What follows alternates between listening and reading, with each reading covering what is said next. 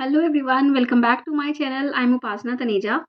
So in this video we have a question. It says under root of m by 9 plus under root of m by 9 is equal to 8 and we need to find out the value of m, right? So whenever we have these kinds of question, so instead of just taking the square on both sides to remove the square root, what we can do? If I just replace under root m by 9 with t, let under root m by 9, it must be equal to something. I say it is equal to t.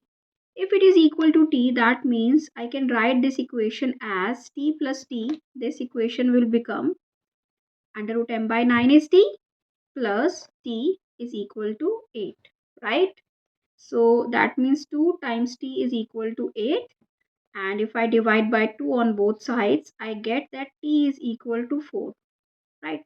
Now look, that question became very simple suddenly. How? Because now we found out that t is 4, and we know that under root of m by 9 was t. So under root m by 9 is equal to 4.